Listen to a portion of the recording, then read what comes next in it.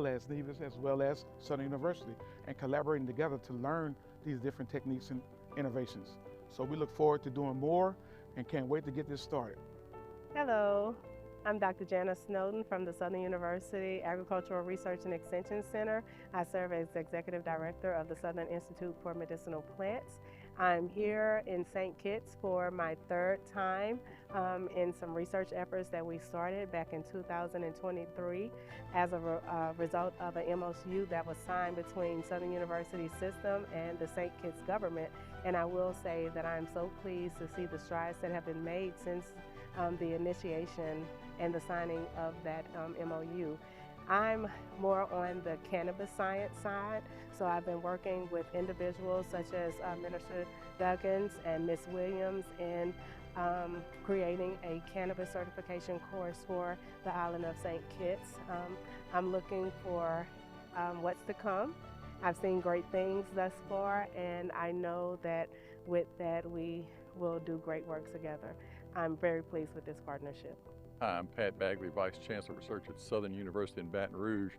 This is my second visit here to the island of St. Kitts and Nevis.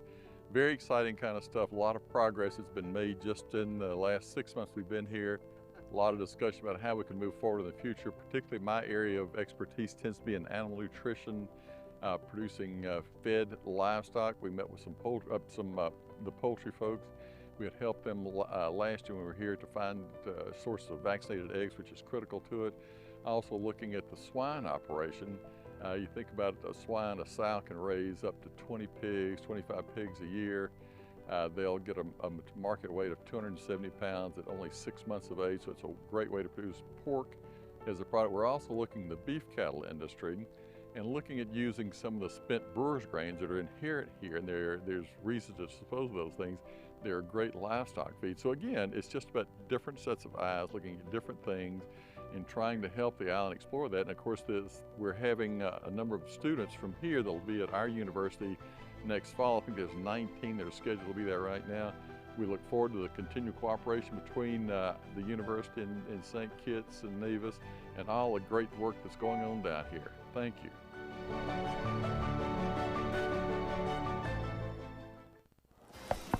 Hey, you sitting there flipping through the channels watching the same old stuff? Come on, man. I know you got videos just sitting down on your hard drive. Well, you don't just shut them off. Whether it's a short film, music video, or even a blue. Hey, it's not that kind of channel. Create TV wants all your PG content. So stop lollygagging and share your content with Create TV.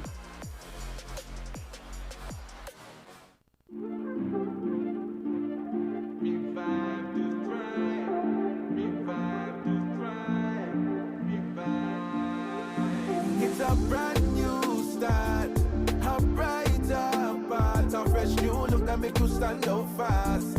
We're the ones who will take you higher.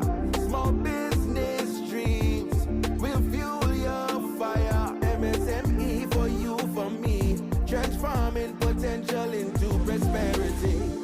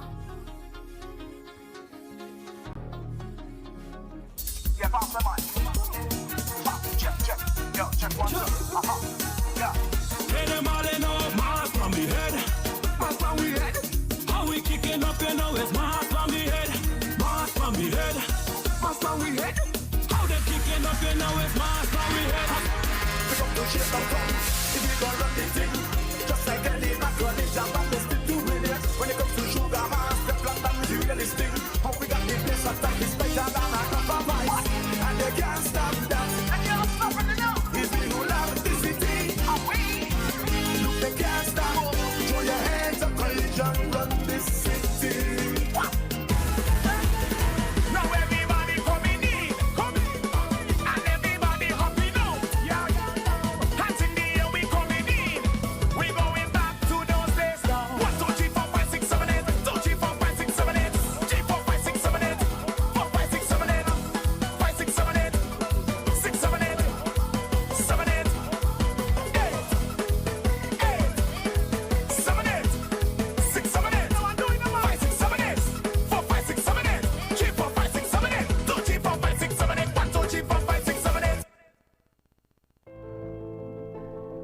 Yes, so here we are in the country area in St. Kitts, and we are showcasing a T-25 drone that is here. This is showing us that we have cutting-edge technology here in St. Kitts and Nevis. And this drone is here to do spraying of farms. As you can see here, we have a number of peppers here, and in the background we're looking at some banana trees. The drone can be used to actually spray. What is one of the big advantages of having a drone like this? It means that the farmer doesn't have to have someone on the field doing any spraying in a manual way. We can simply use a drone to go out there and spray. That will cut costs and increase a lot of production in farming here in St. Kitts and Nevis. So this is a cutting-edge piece of technology here. We're here boasting to showcase that, yes, we are doing it. How you doing? I'm Clorth Wilson. I'm the Director of Technology for the Southern University Agricultural Research and Extension Center in Baton Rouge, Louisiana. We're here in St. Kitts. This is my first time here and it's amazing. We just saw a drone demonstration. What's crazy is that my first time seeing this drone was on YouTube. I had just spoken with some of my colleagues about it on last night actually, just talking about the potential of the drone being able to use soil mapping and using sensors to be able to get all kinds of data from the ground and using AI and analytics, how that could benefit the local economy and community. And also how in the education space, we offer a drone certification program to our students back at Southern University. And if they were able to get certified, then they could actually get these drones and be able to offer this type of service to local farmers. I look forward to the partnership with St. Kitts and Nevis. The MOU is amazing. And I look forward to everything that we have coming forward. Thank you so much. Dr. Marlon Ford, here from Southern University. I am the Interim Vice Chancellor for Extension and Outreach, and this is a great opportunity for all of us. We came here for a training. I did a training yesterday with the Extension Department of the Ag Department here, and great workers, great things, and we see a lot of things we can do to collaborate and make this move forward. Introducing this type of precision ag technology is going to be a great advancement for St. Kitts as well as Nevis, as well as Southern University, and collaborating together to learn these different techniques and innovations. So we look forward to doing more and can't wait to get this started. Hello, I'm Dr. Janice Snowden from the Southern University Agricultural Research and Extension Center. I serve as Executive Director of the Southern Institute for Medicinal Plants. I'm here in St. Kitts for my third time in some research efforts that we started back in 2023 as a result of an MOU that was signed between Southern University system and the St. Kitts government. And I will say that I'm so pleased to see the strides that have been made since the initiation and the signing of that MOU. I'm more on the cannabis science side, so I've been working with individuals such as Minister Duggins and Ms. Williams in creating a cannabis certification course for the island of St. Kitts. I'm looking for what's to come. I've seen great things thus far, and I know that with that we will do great work together. I'm very pleased with this partnership. Hi, I'm Pat Bagley, Vice Chancellor of Research at Southern University in Baton Rouge. This is my second visit here to the island of St. Kitts and Nevis. Very exciting kind of stuff. A lot of progress has been made just in the last 6 months we've been here. A lot of discussion about how we can move forward in the future. Particularly my area of expertise tends to be in animal nutrition, producing fed livestock. We met with the poultry folks. We had helped them last year when we were here to find sources of vaccinated eggs, which is critical to it. Also looking at the swine operation. You think about a swine, a sow can raise up to 20 pigs, 25 pigs a year. They'll get a market weight of 270 pounds at only 6 months of age, so it's a great way to produce pork as a product. We're also looking at the beef cattle industry and looking at using some of the spent brewer's grains that are inherent here, and there's reasons to dispose of those things. They're great livestock feed. So again, it's just about different sets of eyes looking at different things and trying to help the island explore that. And of course, we're having a number of students from here that'll be at our university next fall. I think there's 19 that are scheduled to be there right now. We look forward to the continued cooperation between the university in St. Kitts and Nevis and all the great work that's going on down here. Thank you.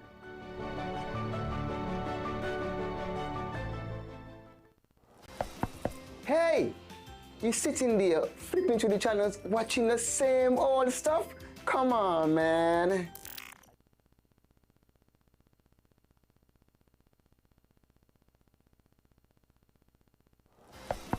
Hey, you sitting there flipping through the channels watching the same old stuff? Come on, man. I know you got videos just sitting down on your hard drive. Why you don't just shut them off? Whether it's a short film, music video, or even a blue. Hey, it's not that kind of channel. Create TV wants all your PG content. So stop lollygagging and share your content with Create TV.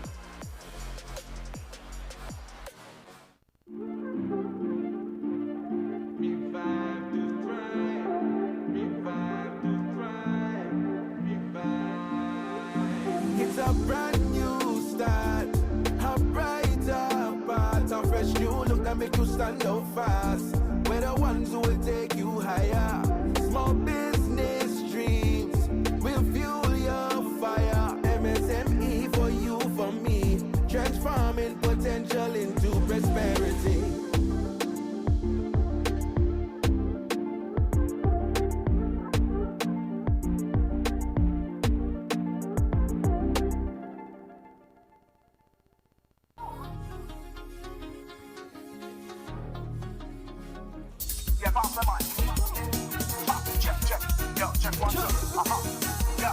Hey, them all in our mask from the head.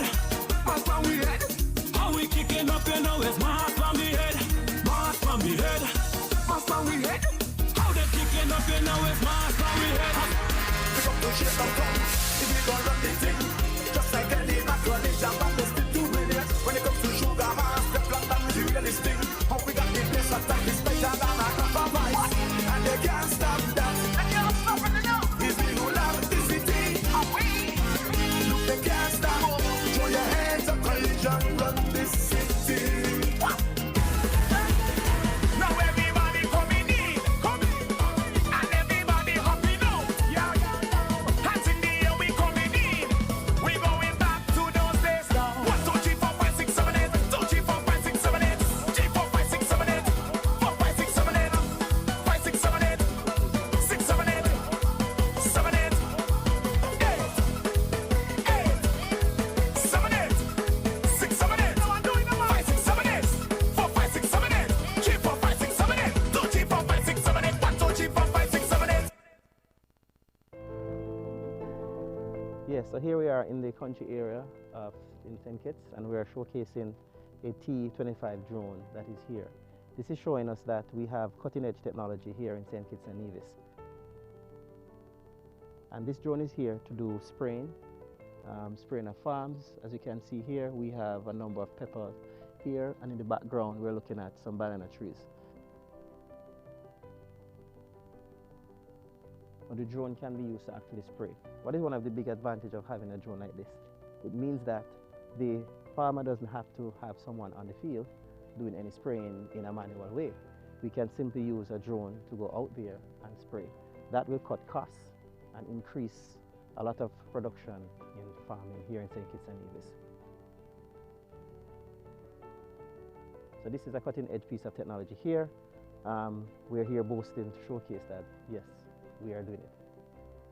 How you doing? I'm Clorth Wilson. I'm the Director of Technology for the Southern University Agricultural Research and Extension Center in Baton Rouge, Louisiana. We're here in St. Kitts. This is my first time here, and it's amazing. We just saw a drone demonstration. What's crazy is that my first time seeing this drone was on YouTube.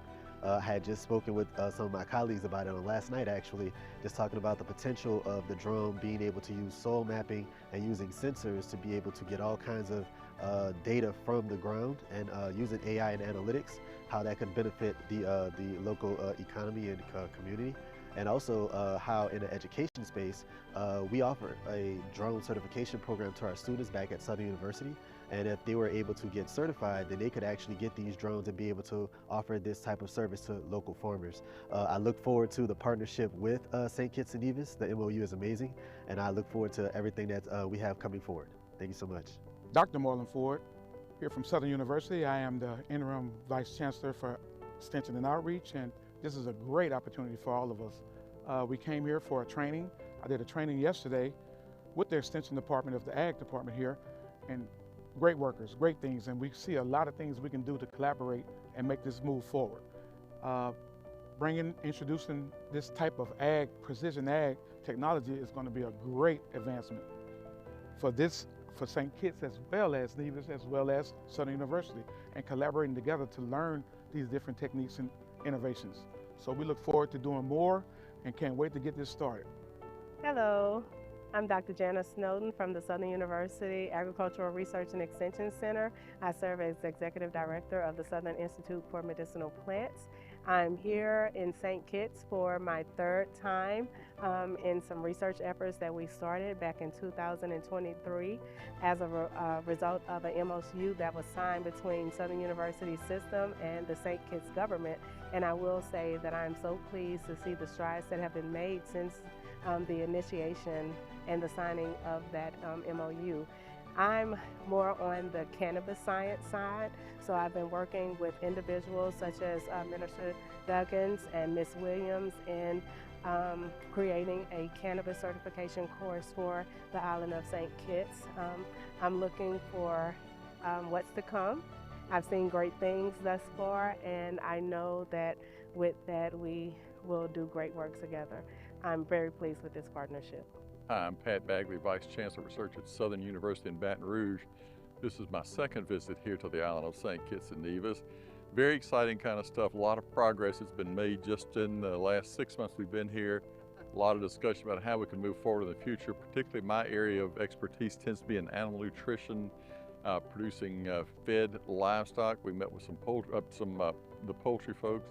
We had helped them last year when we were here to find sources of vaccinated eggs, which is critical to it.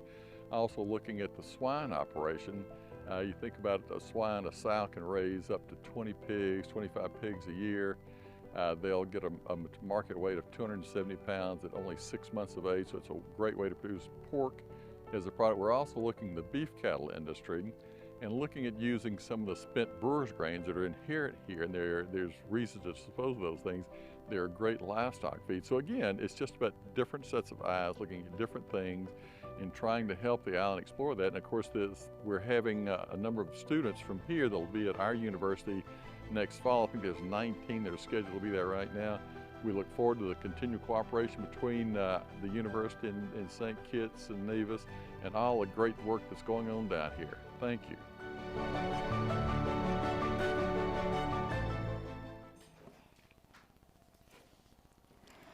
Honorable Samal Duggins, Minister of Sports, Agriculture, Fisheries and Marine Resources, Small Business, Entrepreneurship, Cooperatives and the Creative Economy, Ms. Valencia Saida, Permanent Secretary for the Ministry of Sports, Mr. Miguel Fleming, Permanent Secretary for the Ministry of Agriculture, Fisheries and Marine Resources, Ms. Delreen Taylor, Permanent Secretary for the Ministry of Small Business, Entrepreneurship, Cooperatives, and the Creative Economy, Ms. Leah Craig Chatterton, Director for the Ministry of Small Business, Entrepreneurship, Cooperatives, and the Creative Economy, Ms. Robertine Webb, Director of Creative Economy, Mr. Pierre Leibert, Director of Culture, Mrs. Erla Clark Allen, Registrar of Cooperatives, Ms. Shannon Hawley, Chair of the St. Kitts Nevis National Carnival Committee,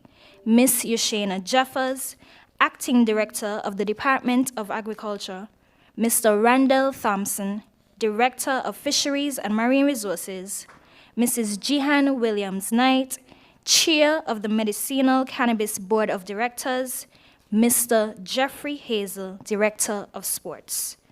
Other dignitaries and senior government officials, distinguished guests, members of the media, colleagues, and friends, good morning. Good morning. As we begin the Minister's first quarter press conference with his permanent secretaries and directors, please stand for the playing of the national anthem.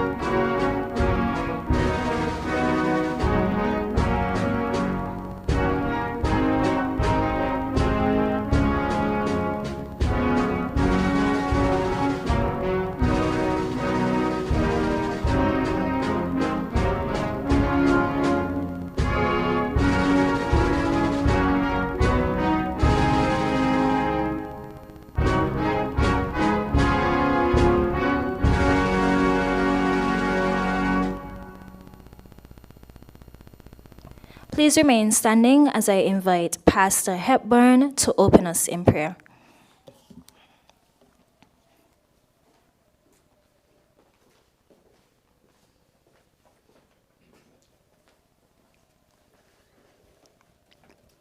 Father, we honor you this morning. We recognize that you are creator and ruler of the universe and has all things in the palm of your hands. This morning, I come to you and ask for your divine presence to penetrate this room as Minister Duggins and his team assemble for this press conference. Lord, I ask for your wisdom as he begins his press conference. I acknowledge that your wisdom and insight are needed in these days. We welcome your presence. Guide him today, Holy Father, in his plans, discussions, and decisions, helping him to seek what is best for all involved and the nation.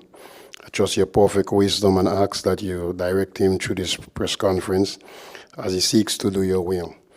James 1:5 says, if anyone lack wisdom, let him ask God, who gives generously to all without reproach, and it will be given him. I declare this promise on Mr. Duggins and his team as he share what's on his mind and trust in your provision.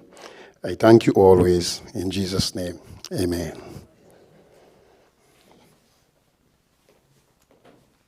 Thank you. Be seated.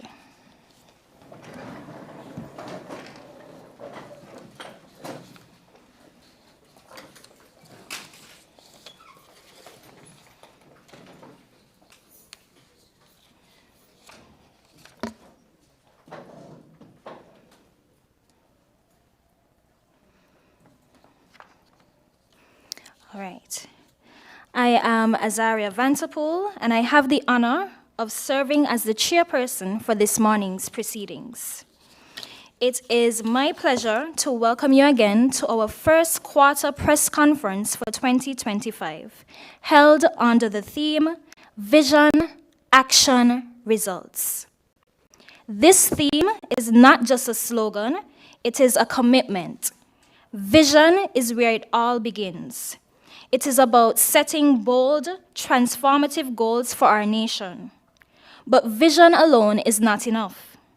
It must be backed by strategic action and decisive actions, the kind of leadership that moves beyond words and into meaningful progress.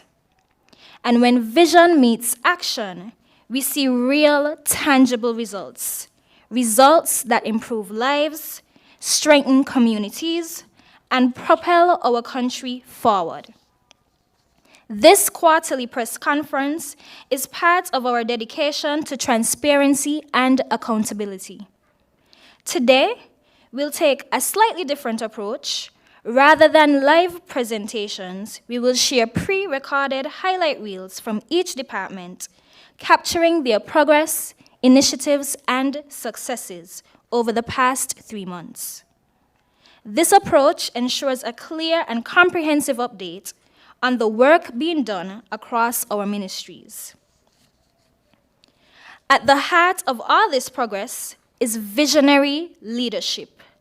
Leadership that sees beyond the present and dares to shape the future.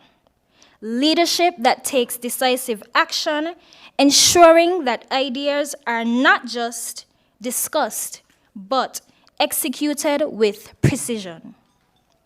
Leadership that delivers results, proving that progress is measured not by promises, but by impact. And so, with a vibrant and dynamic team, you could see at the head table here, this minister and his ministries have not just been talking, they have been working. They have been implementing policies, driving initiatives, and making the kind of progress that in just 1 quarter surpasses what some achieve in an entire term. On that note, it is my honor to welcome the Honorable Samal Duggins, Minister of Sports, Agriculture, Fisheries, and Marine Resources, Small Business, Entrepreneurship, Cooperatives, and the Creative Economy, to give his opening remarks. Let's welcome him.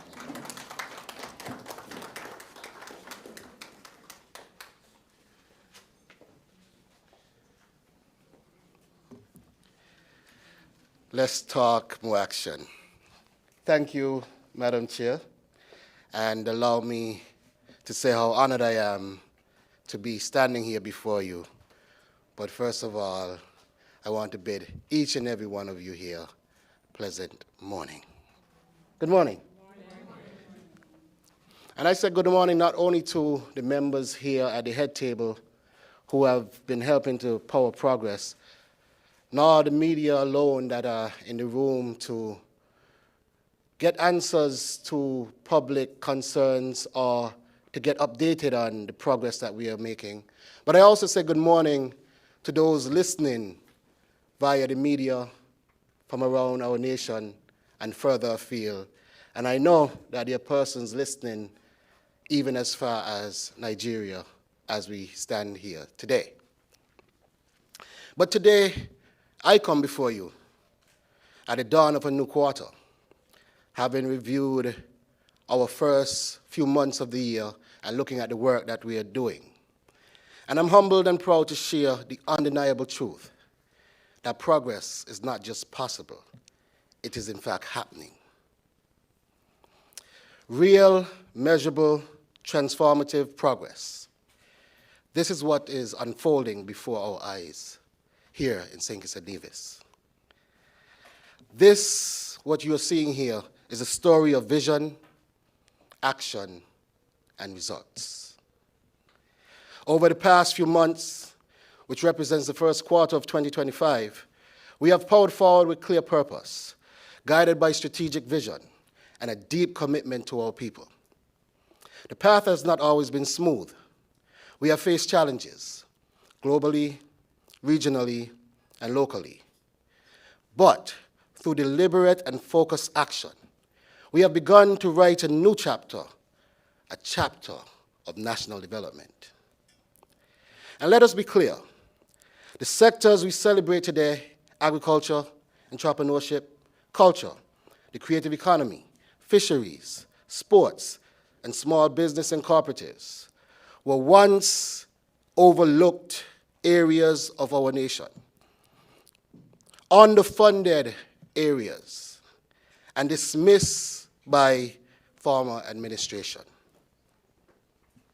What they neglected, we are now rebuilding, brick by brick, seed by seed, dream by dream.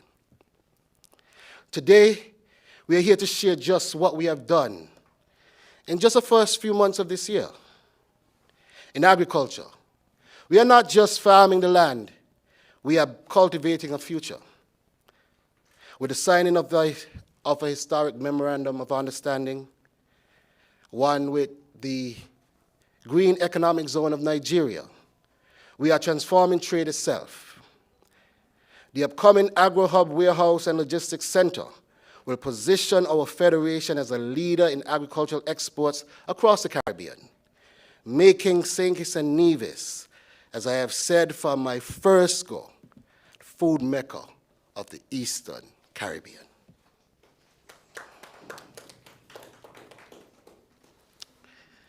And we are not stopping there. In partnership with the FAO, we launched a 12-week training in drone mapping and geospatial analysis, bringing 21st century innovation directly into the hands of our farmers. This is not just progress, ladies and gentlemen. It is a leap forward into smart agriculture, food security, and regional leadership. In the creative economy, we have expanded our horizons. We forged a landmark cultural partnership with the Warri Kingdom of Nigeria, designed to promote creative excellence, youth empowerment, and economic growth. St. Kitts and Nevis is not just participating in creative movements, ladies and gentlemen. We are helping to shape it regionally and globally. And let us not forget Sugar Mass 53, a spectacular celebration of culture and unity that generated over 21 million in economic activity. That is real money. That is real impact. and real livelihoods supported across tourism, food and beverage, transportation, retail, and many other areas. In entrepreneurship, we invested directly in our people, especially our women. 11 female business owners received access to high-growth entrepreneurship roadmap, coaching and co-working support to scale their businesses. This, ladies and gentlemen, is empowerment in action. This is what happens when a government believes in its people. This is what happens when vision is matched with execution. Coming off a record-breaking year of 2024, where our official folk recorded a whopping $19.6 million, we are also reimagining fisheries, strengthening seafood safety, and all the standards surrounding that. Through the HACCP training, deepening regional partnerships with the Caribbean Regional Fisheries Mechanism, and investing in fish aggregating devices to ensure that our fishers can sustain both their families and sustain our communities, as well as preserve our marine ecosystem. Ladies and gentlemen, our sports infrastructure is on the rise. With a complete overhaul of the Kim Collins Stadium, along with dynamic school championships breathing new life into our youth athletics, we see St. Kitts moving onward, upward, and forward. We are reigniting national pride in cricket, not only through our school's program, but through leagues like the Big Six tournament, and also Cool and Smooth, showcasing our local talent and reigniting that local passion. And in football, our very own Kai Trotman, our national goalkeeper, has recently earned a full scholarship to Bethany College in the USA, which is a powerful example of how local programs like the Security Forces Summer Camp has been opening global doors for our youth in St. Kitts and Nevis. From the Jinxing Up Classic to international scholarships, our athletes are no longer just dreaming, they are achieving.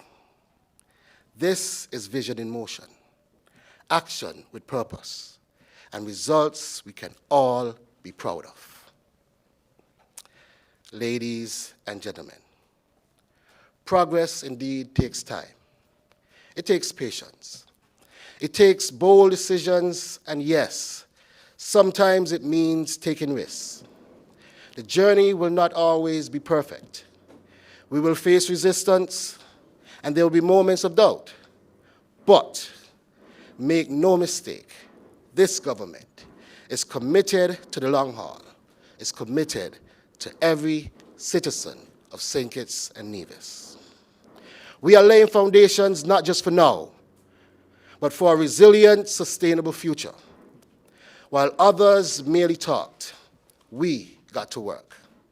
While others made excuses, we made plans. And while others pointed fingers, we planted seeds. Our strategy is clear. Empower our people, diversify our economy, and protect our country from global shocks by embedding sustainability at the heart of every initiative. We do this not for the headlines, but for heritage. Not for politics, but for our people. So I ask you, stay the course, ladies and gentlemen. Support the work, question us when necessary, but never doubt that this is your government working for you, fighting for you, and dreaming big on your behalf. Vision, action, results. That's the mantra, that's the mission, and that's the movement we are building together. Thank you, ladies and gentlemen. God bless you, and may progress continue to bless the people of St. Kitts and Nevis. But before I leave today, I have a message that I wish to share with you on behalf of His Majesty Ogami Atuatsi III, Ulu of the Wari Kingdom.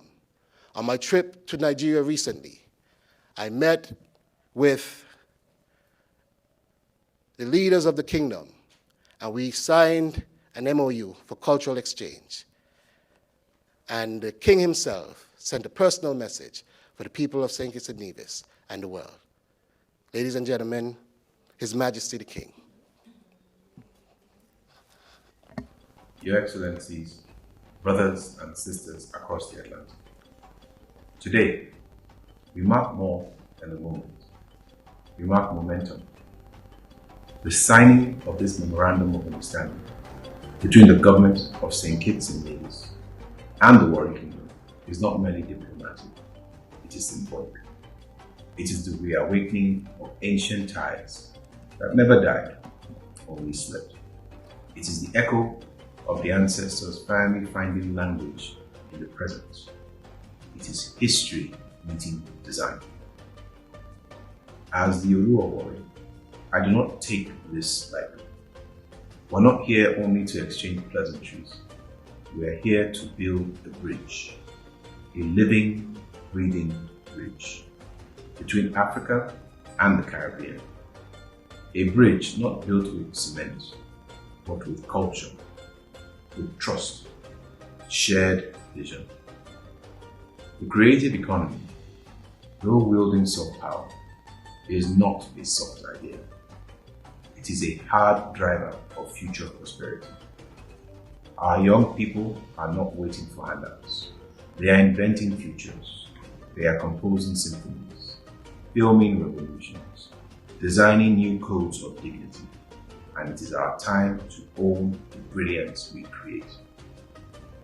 This partnership is an invitation to collaborate, to co-create, and to catalyze. Wari is ready. Africa is awake. And in this awakening, we see not just trade, but trust. Not just exports, but expression. I am very expectant of the possibilities the agreement between Wari and St. Kitts holds, and I look forward to the unfolding of shared vision in the days to come. This is the beginning of something deeper than a document. Let it be the first note in a symphony that stretches from the Gulf of Guinea to the Caribbean Sea. Together, let us elevate Africa and those of African descent, and by doing so, redeem the dignity and recalibrating the mindset of the Black race. Thank you.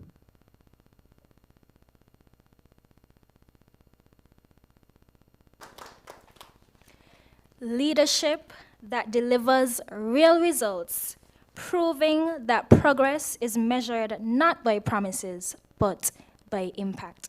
Thank you, Minister, for those insightful remarks and for reaffirming the commitment to vision, action, results. And that commitment continues to manifest in tangible ways, including the MOU just announced. Another example of forward-thinking leadership that expand opportunities, strengthen industries, and drive national development. Real progress that will benefit our people. Thanks. As we transition into our first quarter progress reports, today's presentations will highlight exactly how vision has translated into action and how action is delivering results. So let's turn our attention to these updates. First up is the Ministry of Small Business, Entrepreneurship, Cooperatives, and the Creative Economy. This powerhouse ministry plays a vital role in driving economic growth, fostering innovation, and empowering entrepreneurs and creatives.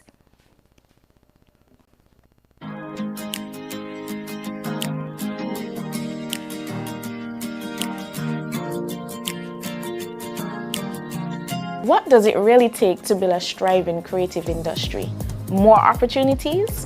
Bigger platforms? Stronger connections? How about all of the above? Here's how we are shaping the future of the creative economy. Providing platforms for creatives is essential for fostering artistic growth and industry recognition. Recently, we supported 2 major events that highlighted local talent and encouraged artistic collaboration. Red Wine Digital Live in Concert wasn't just an unforgettable evening of music. It was an opportunity to showcase Digital's incredible talent while also preparing local artists for the global stage. By supporting artists like Digital, we are taking the necessary steps to ensure that our talent is ready for export, expanding their reach beyond our shores. Zoo and Friends demonstrated the importance of creative collaboration by bringing together artists. This event encouraged networking, artistic exchange, and a cultural appreciation. Looking ahead, we are excited about CariFesta 2025, one of the Caribbean's premier cultural festivals. This event will showcase the richness of our local and regional talent on an international platform.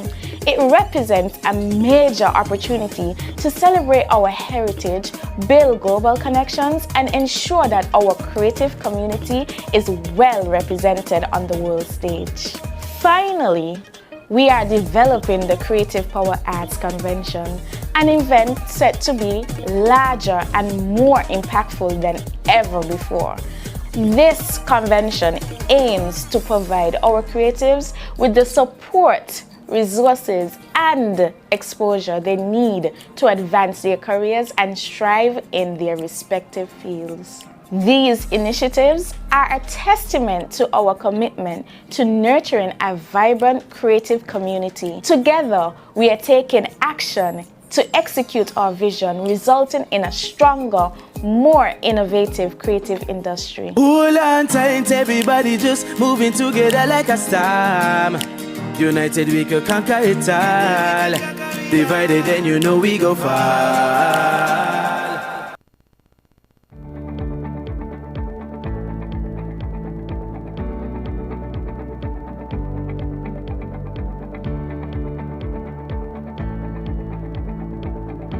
In September 2022, the Honourable Minister Samal Duggins gave a difficult but achievable mandate to the National Carnival Committee.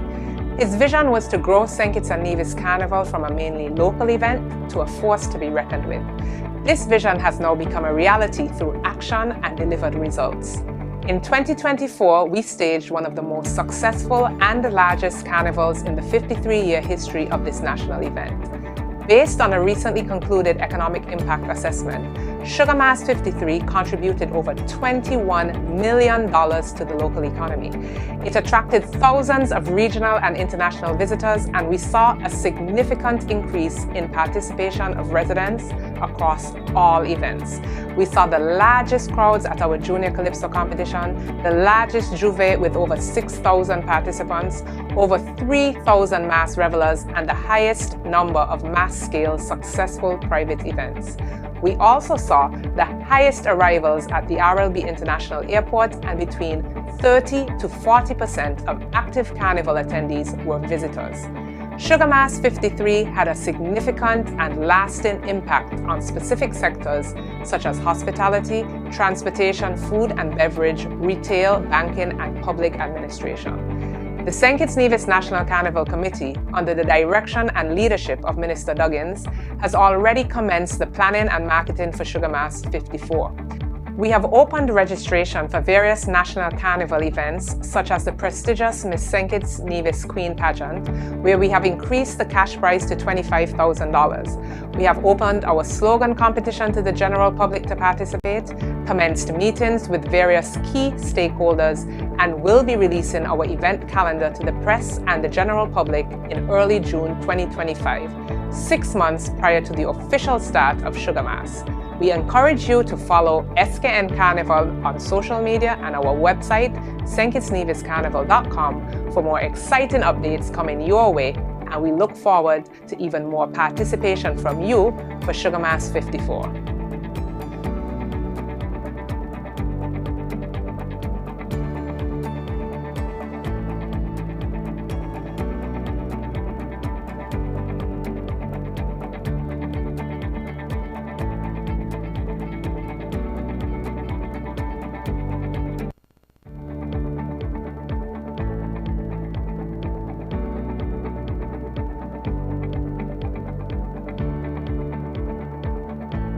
At Cultural Heritage, we began our year with a bang.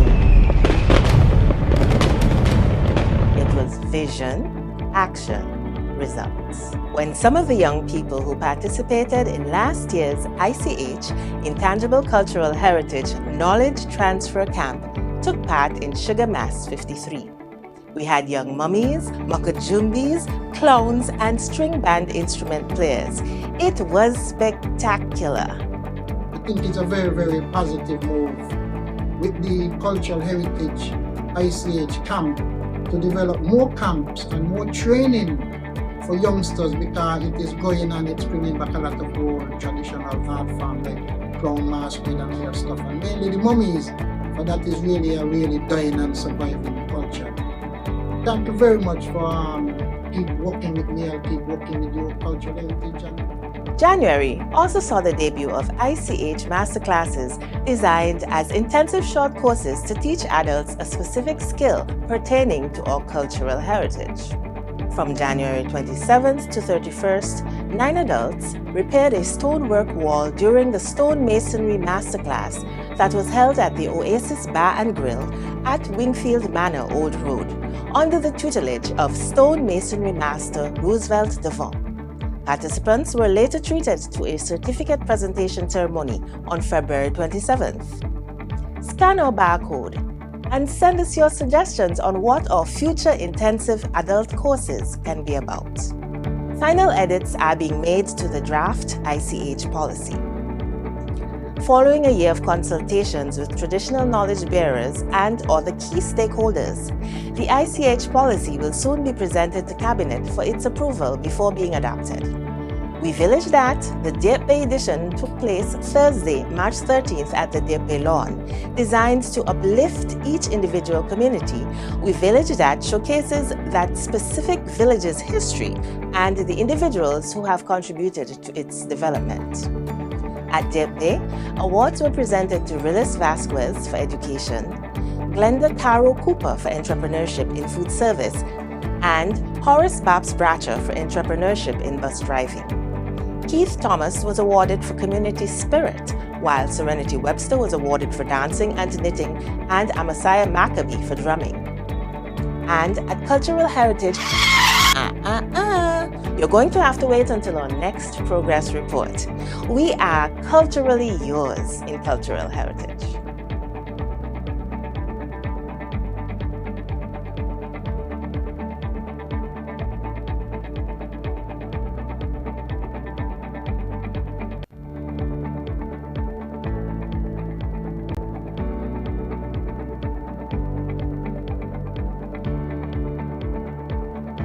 The Small Business Development Center is strengthening our entrepreneurial landscape with key initiatives designed to drive sustainable growth and financial resilience. In February, SBDC teamed up with the UN Country Office to introduce several entrepreneurs to the UN Global Compact. Executive Director of the UN Global Compact Network in the Caribbean, Ms. Kiana Bowen, highlighted how responsible business practices open doors to global exposure, networking, and exclusive UN event opportunities. Entrepreneurs left feeling inspired and ready to embrace sustainable business. In March, entrepreneurs from spa owners to tech innovators gained hands-on financial management training at our Financial Implementation Workshop. Facilitator Ms. Travisa Adams demonstrated practical bookkeeping using the Wave app, helping participants refine their financial tracking. The session was interactive, insightful, and highly rated by attendees. That just came out of the Financial Implementation Workshop, and I came here wondering, where do I start for my bookkeeping practices that I'm hoping to professionalize in the near future, and I left filled with information and ready to start my bookkeeping practices. Also in March, we visited Oru for Business Beyond Town, an initiative that brought hands-on support to rural entrepreneurs. We met with business owners, learned about their challenges, and connected them to the resources they needed to grow. This initiative was about access, ensuring every entrepreneur, no matter where they are, has the tools and support for success. At SBDC, we turn our vision into action and action into lasting results. So stay tuned as we continue to empower small businesses across the Federation.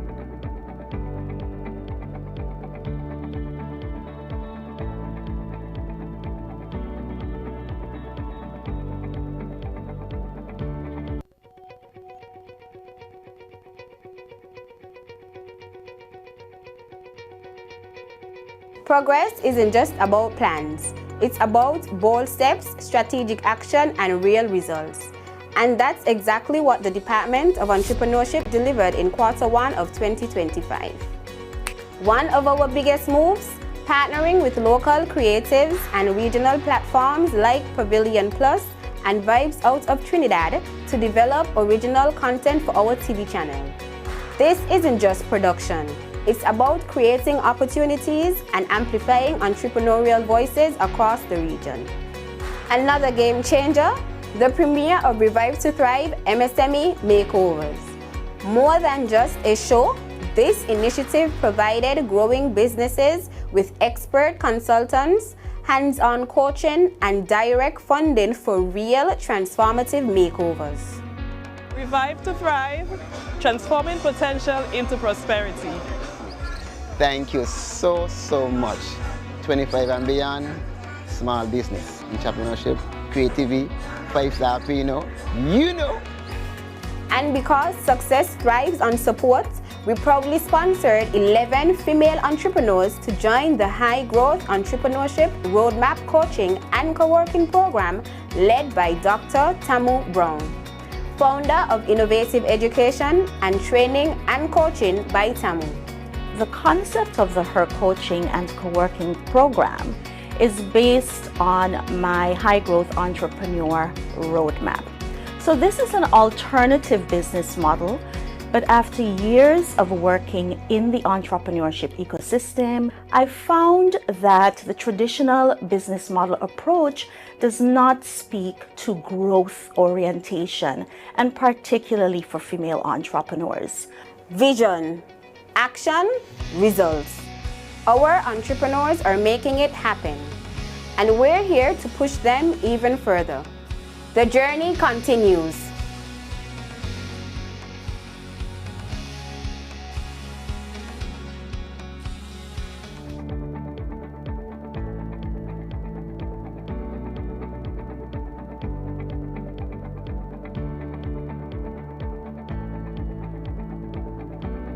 Exciting things are happening at the Department of Cooperatives. We continue with the main focuses of building capacity, strengthening connections, and empowering the next generation of cooperative leaders. We kicked off the year with Meet the PS, a forum where cooperatives shared successes, expressed challenges, and discussed solutions. The result? Formation of a brand new technical committee to boost collaboration and growth. And guess what? We're going digital. We've launched a Facebook page with Instagram and TikTok soon to follow. Get ready to delve into the world of cooperatives. Registration of a new cooperative society is on the way, and we're guiding them through the final stages. Meanwhile, our training series is powering up cooperative leaders and members with skills in governance, finance, and teamwork. From selling fresh produce at St. Croix Agricultural Fair to the Gideon Force Organic Market filled with music, crafts, and good vibes, our cooperatives are connecting communities and boosting business. We've also facilitated duty-free concessions for the Capistare Fishermen's Cooperative and Beekeepers Cooperative, boosting productivity and expansion. Our primary school quiz winners got their hands dirty, literally. They picked fresh fruits, explored organic farming, and learned why cooperatives matter, sowing seeds for the future.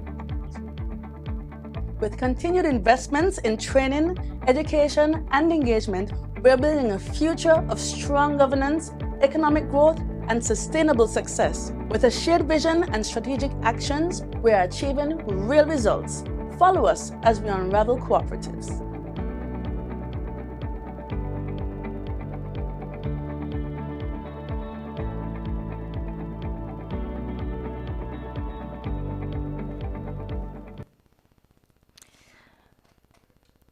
The ministry has been working. Next up, we have the Ministry of Sports. Sports are a pillar of national development, fostering discipline, togetherness, and opportunities for youth and athletes. Here's a look at the progress made by the Department of Sports over the last quarter.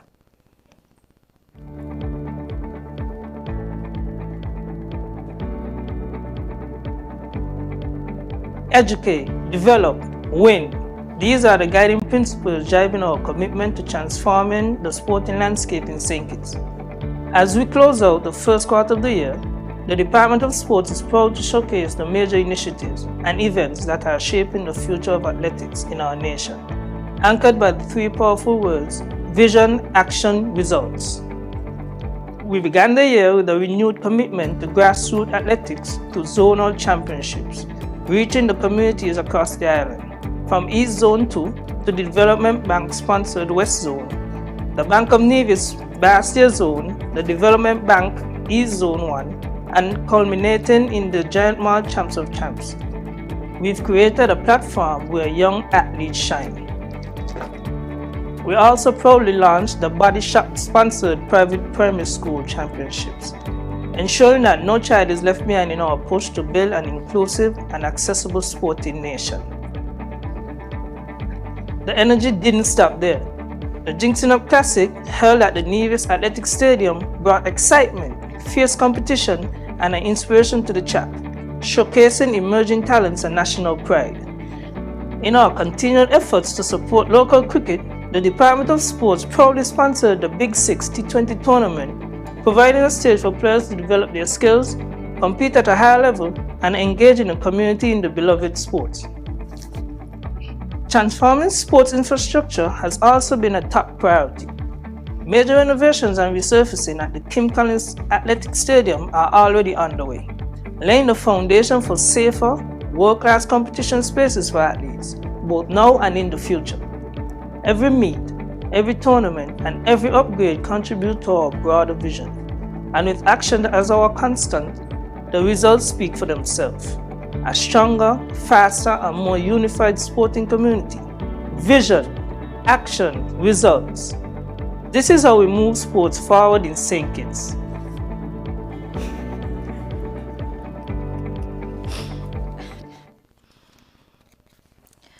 And last but by no means least, the Ministry of Agriculture, Fisheries, and Marine Resources. Agriculture and marine resources are essential to our national food security, sustainability, and economic resilience.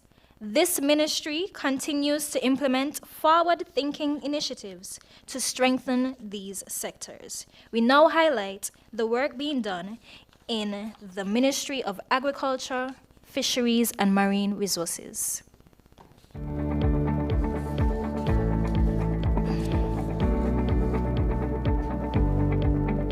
Agriculture in St. Kitts is thriving, with bold steps being taken to enhance the sector and empower food producers.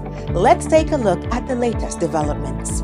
Minister of Agriculture Honorable Samal Duggins kicked off the year with a series of farm visits across the island, reinforcing the government's commitment to working alongside farmers, understanding their challenges, and shaping policies to achieve food security. To boost local meat production, several farmers received boer goats from the Department of Agriculture. This initiative not only supports farmers by improving livestock quality, but also enhances the nation's food sustainability.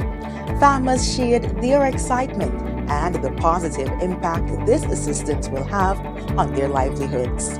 First, when I heard about the boer breed, they tell me it is a heavy meat thing. I said, I had to tell my husband, I would like to get some of that, But these I got recently, I am going to make sure they are well taken care of. Thanks to the Agriculture Department for picking us to get the boer breed. Exciting news for spice lovers. The McClinney, Tabasco field agent, visited St. Kitts to evaluate the progress of the Tabasco Pepper Project. Impressed by the operations and the government's push to diversify agriculture, he highlighted the bright future for Tabasco pepper farming on the island. It looks like you'll have really good soil here. Looks like you'll have drip tape capabilities, which goes a long way with Tabasco. Overall, I mean, the peppers are looking healthy for the size of y'all's plants. I think y'all are getting a good yield. Collaboration is key to growth. St. Kitts recently welcomed a delegation from Southern University, reinforcing the government's commitment to forward strategic partnerships aimed at advancing agricultural education and training. Guided tours of local farms offered first-hand insights into the island's agricultural practices, opening doors to new opportunities for skill development and innovation. In some research efforts that we started back in the MOU that was signed between Southern University system and the St. Kitts government.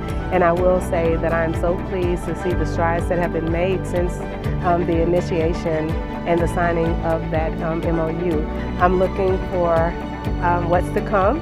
I've seen great things thus far, and I know that with that we will do great work together.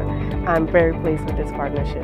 And speaking of innovation, the Department of Agriculture in St. Kitts, in partnership with the Food and Agriculture Organization of the United Nations, FAO, is taking agriculture to new heights.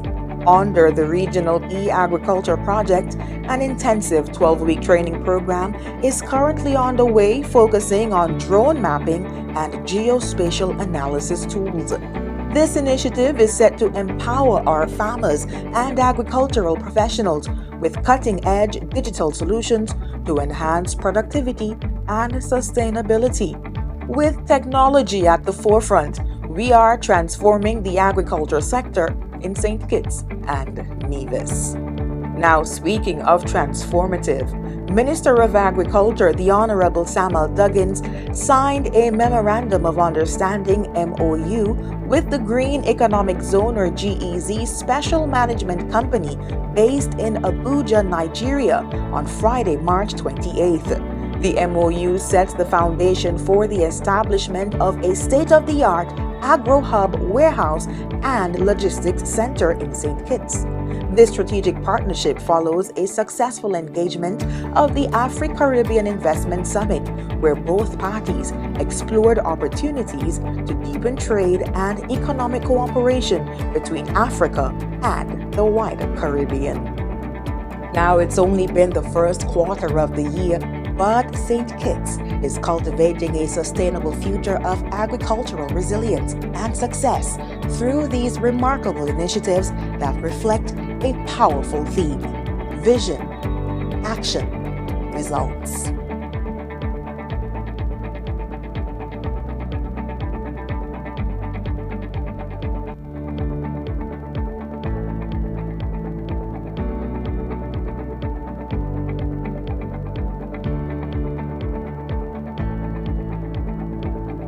From strengthening our fisheries to protecting endangered sea turtles, the Department of Marine Resources is making significant progress in marine conservation.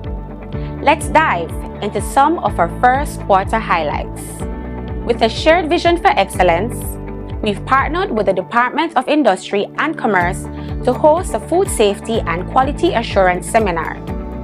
This seminar was an important step in the department's journey toward Hazard Analysis and Critical Control Points (HACCP) certification. Officials from the Caribbean Regional Fisheries Mechanism (CRFM) visited our federation to advance discussions on coastal resilience and sustainable fisheries.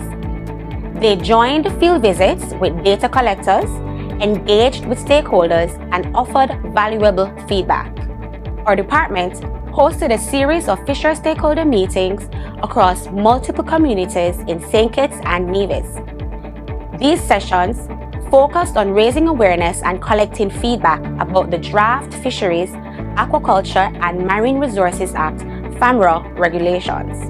Our extension unit deployed 2 additional fish aggregating devices, habitats, enhancing sustainable fishing and supporting marine conservation. This initiative boosts local catches while reducing pressure on fragile ecosystems like coral reefs and sea grass beds. In our ongoing efforts to protect sea turtles and their habitats, several members of our staff participated in the wider Caribbean Sea Turtle Conservation Network's WIDECAST annual general meeting workshops. One key session focused on combating the illegal trade of sea turtle products, teaching participants how to identify products made from sea turtle shells. As we continue our work, these efforts are just the beginning. With vision, action, and results, we are driving meaningful change. Stay tuned for more updates as we keep pushing forward.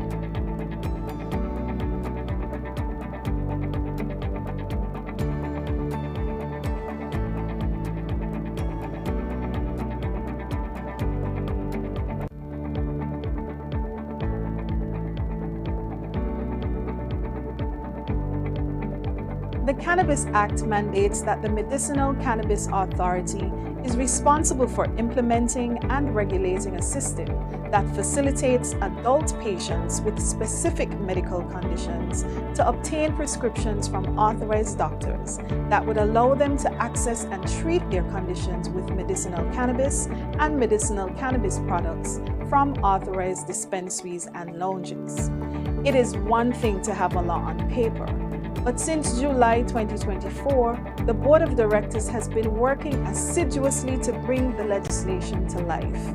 We have been working behind the scenes to employ staff, to set up the authority as a statutory body as envisioned by the law, and to engage different groups and agencies to ensure that all the components are in place to begin receiving applications for licenses to facilitate the production and supply of safe, medicinal-grade cannabis and cannabis products for adults. So as we move forward and closer to that goal, in April, look out for the launch of the Medicinal Cannabis Authority on Princess Street on April 25th, and several media and public engagements to raise awareness on the licensing application process and requirements for medicinal cannabis. The Medicinal Cannabis Authority will also be supporting efforts of the Attorney General's Office to bring greater clarity on the laws surrounding cannabis generally. So stay tuned for more updates as we strive to make a formalized medicinal cannabis industry a reality in St. Kitts and Nevis.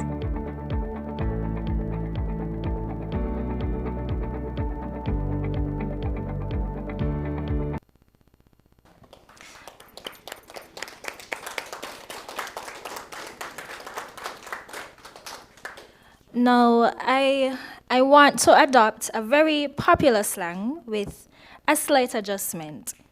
Things are going well. Things are going well under the leadership of the Honorable Samal Duggins.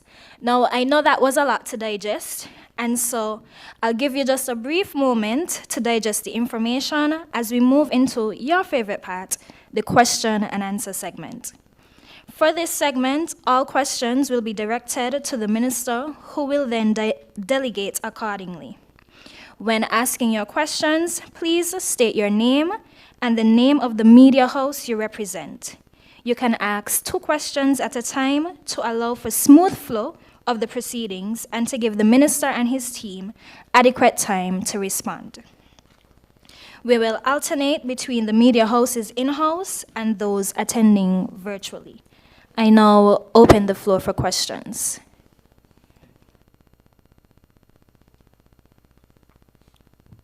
Good morning. Andre Huey, SK Newsline and TVC Channel 40. Minister, the updates are very in-depth, so a lot of work seems to have been happening over the past few months.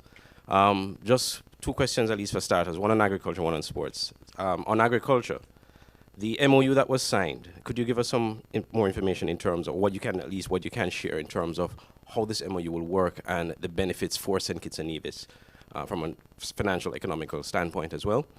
And whether or not the, I don't know if there's going to any participation from the local agriculture industry here in that MOU. On the issue of sports, the Kim Collins Stadium, I know a lot of work has been done up there. I've actually visited there as well to see what's been happening.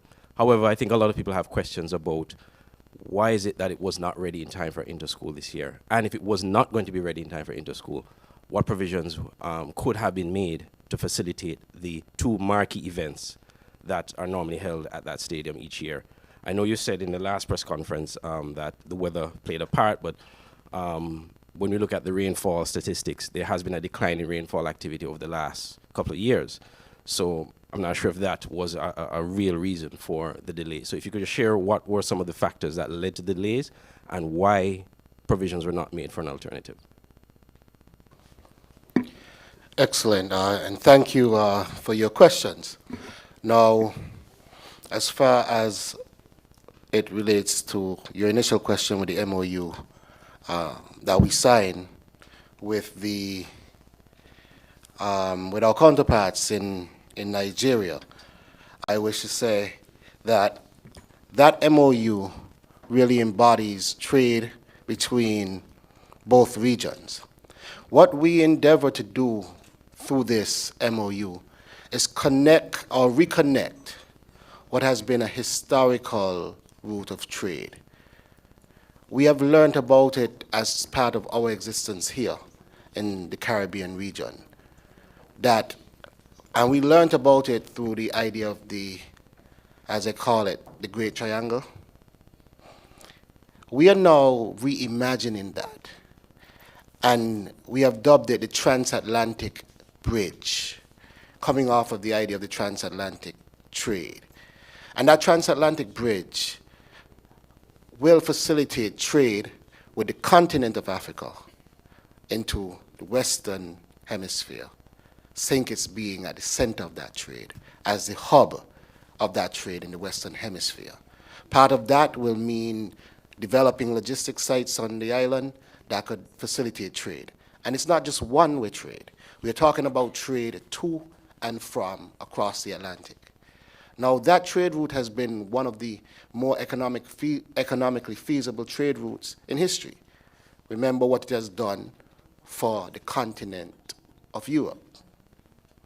We are saying, let that be done for the continent of Africa and the Caribbean region as a whole. And so within that, what we are doing is looking at food security as a premise to start with. And we will be trading products from Africa into the Caribbean and products from the Caribbean into Africa. And it could not be at a more opportune time. Most of us woke up to news just this morning about tariffs being placed on the region through America. The sad part is we have a huge trade deficit with America, where most of what we import comes through America.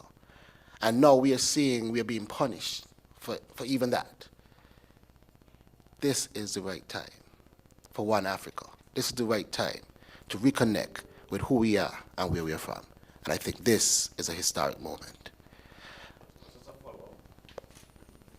Just as a follow-up, as you talk about the trade, which is important for us to establish that link, but what are what mechanisms are we using for that? Because we do know that freight, even across the Caribbean, is expensive and challenging. So what mechanisms are we using for even a longer distance to facilitate that trade? Yes. You see, the idea of freight, it's not just that it is expensive, it's the established routes. What we are doing is connecting direct trade routes from Africa to St. Kitts direct to Africa. And not just via sea, which is one of the main areas that we are looking at, but we are looking at air freight as well. And so it is a holistic development that is happening. The economic zone, it's almost like a sovereign within Nigeria. And so they are governed by their own tax and trade laws. And we are now able to conduct business with them and them with us. I hope that sufficiently answers that. The next question was regarding the Kim Collins Stadium. And I will give a bit of update on that, but I will also ask the folks at the department to give further details into that. But from the idea of getting that ready, we have been working assiduously on that for months. Now, At the end of it, we chose, and we are talking on two fronts because we have been working on the infrastructure, the building facilities. We have also been working at the track itself. Now, that track was laid in 2008, correct? The track was laid in 2008. And at that time, we had used Mondo. And since then, having that track there, it was only when we took that track out to replace it, we recognized the true damage that was done. The entire drainage under that track was completely blocked. And so there was waterlog that was eroding the track from beneath. That we only saw when we got in to the foundation. We had to go and repair the entire drainage. And then, in repairing the drainage, we also recognized that quality has to be the top priority. And so the time it took to lay every layer was very detailed. Then comes January, and you talked about the reduced rainfall. Statistically, I wish it, and I should not say that to the Minister of Agriculture, but the challenge is this year has not been anywhere close to the statistics of last year or the year before. Let us look at it in real context and what rainfall is. I'm not just talking about all the rainfall. We are talking about a day like today, where we had early morning rainfall. Now that hampers remember a lot of this is adhesive. Using adhesive in water is a problem anywhere around. And so when rain falls on that, it hampers them almost for a whole day, even at this layer. But the layers before, it hampered them for 3 days. Because once the asphalt got wet, the moisture is retained in the asphalt, and you can't apply the adhesive on the wet asphalt. So you have to allow that to dry. Imagine that happening 3 times. That's 9 days. Imagine that happening 10 times. That's 30 days. And you see how the effect is compounded. And so from January right out of Carnival, we had a whole series of rainy days, some time lost. Got back to work. Another series in the middle of February, some time lost. And so while we are still working to get it done, and while I know that there are dates on the table for both meets to still occur and to still happen at the facility, there has been some delays. But the delays were unavoidable. The team is working every day, and we are ensuring that we get a quality track done. But what must be said as well is that had this been done when it was supposed to be done, we would not be here today. That must be said. Because that damage did not happen yesterday. It did not happen last year. Had it been done when it was supposed to be done, we had a few years well to fix it. Some nearly 7. Some had. Nothing was done. And here we are, approaching the final leg of finishing it in just 2.5 years. I'll pass it over to the Department of Sports to elaborate more.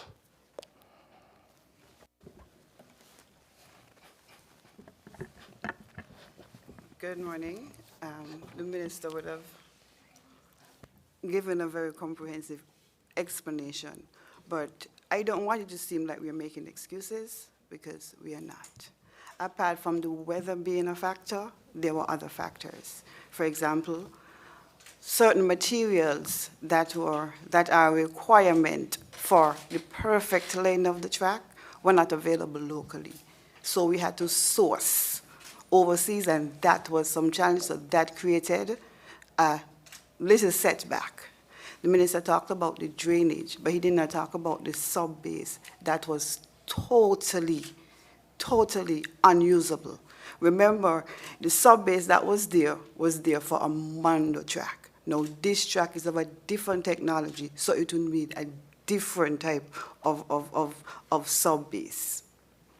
We had a few change orders because, as the minister would have alluded to, although over the years some minor upgrades would have been done, to me a lot of them were like patches. So when we, for example, I'm going to give you a good example. on the pavilion itself, if you realize, it's a whole new roofing. When we took down the old, the rusted, the rotted, the old roof, all the wires just fell down. We did not know that, like, the wires, there was no, what the technical would be? Like, conduits. Like, yeah, I mean, an electrician may know.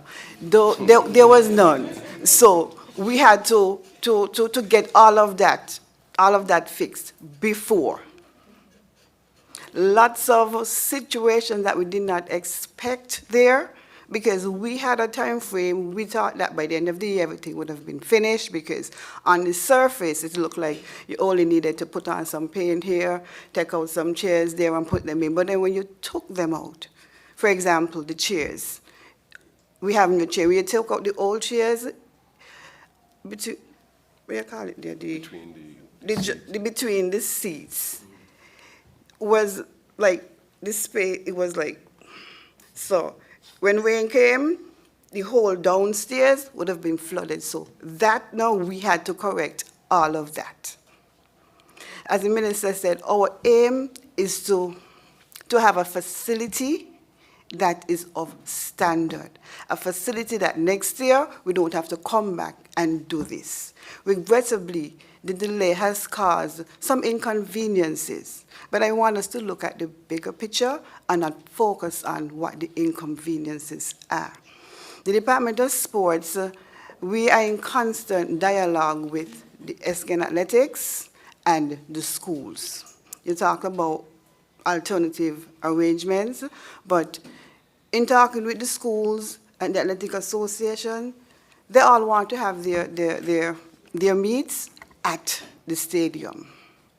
And that is going to happen. As the minister said, the contractors, we at the ministry, we at the department, everybody understands the urgency, so everybody is trying to work as fast as they can. But what we are not going to allow, and we are not going to compromise, is the integrity of the work and the quality of the work, just to say, let's finish up the track because we want to have the meet. That is not our focus. It's to make sure that everything is done to precision, and the track, the special technology that is involved in laying the type of track that we invested in, that our investment does not fall flat. I don't know if that would have answered your question. Thank you, PS. I trust that sufficiently answered your questions. And I can't speak for the SKN Athletics, nor the Ministry of Education. The dates for the scholastic meets, they are set between the Ministry of Education and the SKN Athletics. So I would not want to sit here and expound on anything that should be directed to the Ministry of Education, not to the SKN Athletics. I just want to take this down to here to congratulate the SKN Athletics. Last night I saw the release of the 22-member Carifta team, and I want to congratulate all the athletes and wish them all of the best. So for clarity, just for clarity, so the alternative then would have been rested on where SKN Athletics would have wanted to host the events, not on the sports department. Okay. All right. Good morning to all. Ken Fuentes from ZIZ News. I know you haven't heard of a venue yet for St. Kitts Music Festival. Any updates on that? Oh yes, that's not something that falls within the remit of my ministry. This St. Kitts Music Festival falls within the remit of tourism, and I believe they will be more suited to address those concerns. But I know we are having a wonderful St. Kitts Music Festival this year, and we look forward to it. But those questions should be directed to the Ministry of Tourism, because I don't have, yes. Thank you.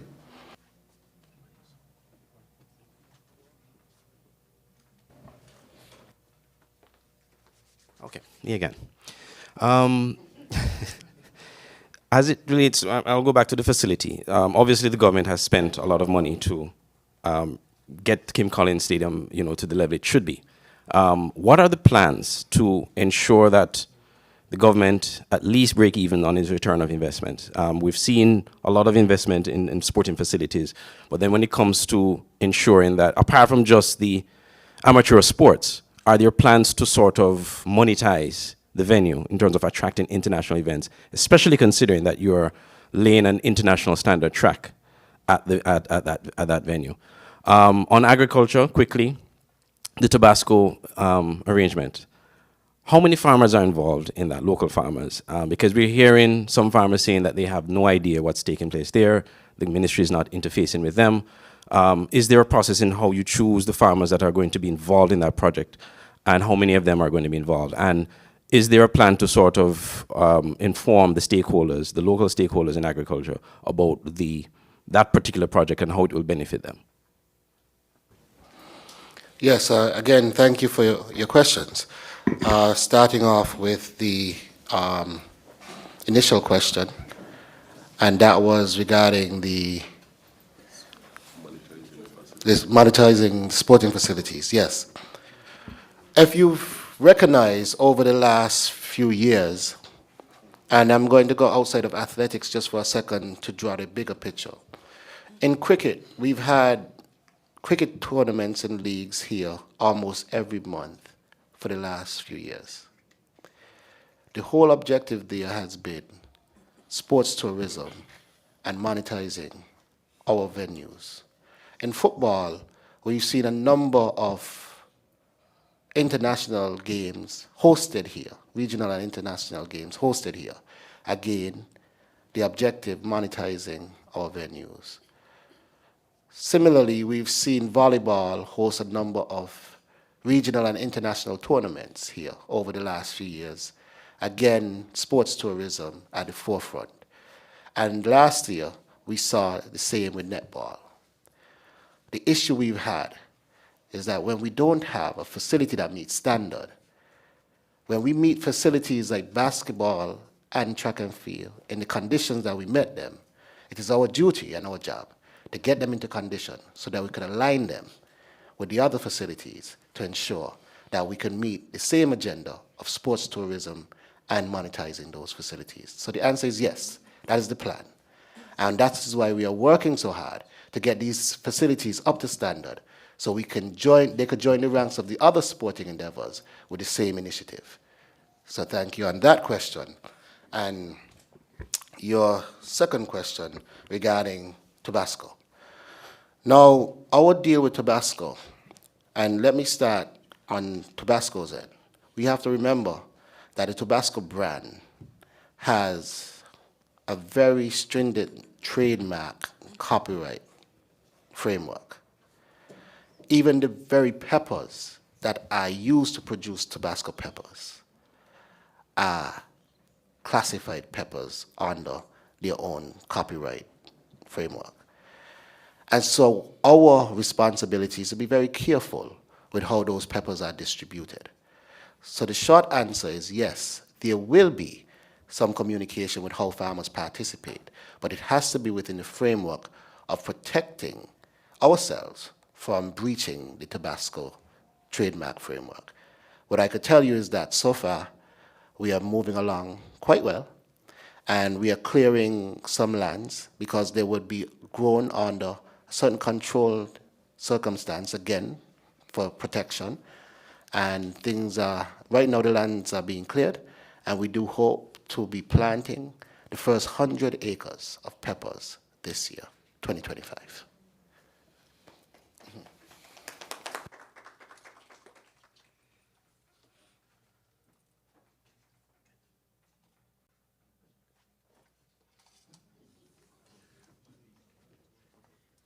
Okay, I guess it's my turn again. Afterwards? Okay.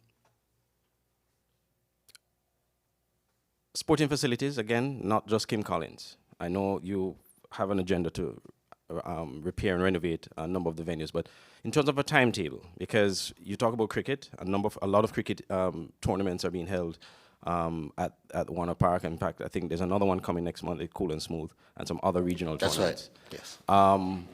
So what plans are there to ensure that these venues are upgraded and kept up to par? The football stadium in particular, there are some real urgent needs at the football stadium. So in terms of a timetable, how soon can we expect to see some work happening at Warner Park? Also the basketball, talk about Basketball City, I know their season is in limbo because of the situation at Basketball City. So what plans are there to have these facilities in terms of a timetable, fixed and repaired and upgraded? And on to agriculture once again. The Prime Minister at his roundtable yesterday or the day before spoke about a farm that is going to be developed here under the government's management, plans to start a national farm. There are some farmers who feel that some of the resources that are expended into having this farm should actually be used to support current farmers that are active currently in the industry and need some additional support from the Ministry of Agriculture. What are your thoughts on this? And how successful do you anticipate that this farm is going to be, considering that in past administrations we've seen agricultural projects similar to this started and have since fizzled out, basically. So what's different about this project? Okay, so I'll start from your last question and then go back to the first. The farm that you're talking about, I think, was the same farm that I was talking about with Tabasco. So this is a farm that's going to be designed with a direct off-taker in mind. And that trade, I think, will facilitate that farm's success and productivity. No. No, it was that farm. And so I think that is what he was referring to when he was talking about the development of the farm, because again, we have to protect that Tabasco trademark within the framework. And again, that would also secure that the productivity of that farm, because there's a direct off-taker. This is not us looking for a market. It's a supplying into the market that exists. Now, going back to the sport facilities again. And I don't want to, and the questions are being asked, and I feel like, but I must go back and be clear. When we got in as a minister, I recognized the enormous task before me. Let's take our national cricket stadium, Warner Park. Deplorable condition. The second cricket stadium that we could call the second tier national, which is Connery, no restrooms. We got to work. Today, Connery has restrooms. National Park, our national Warner Park Cricket Stadium has received some upgrades, and we continue to work at it. The netball stadium was in horrible condition. Last year, we hosted the men's international, what was it? America's male championships. We got to work to prepare it, and we were hosting international events on it last year. We are here talking about Kim Collins, deplorable condition. Again, we got to work to the stage where it's almost complete. Basketball City, as we call it, National Basketball Center, deplorable condition. Every single national sporting facility was in a horrible condition.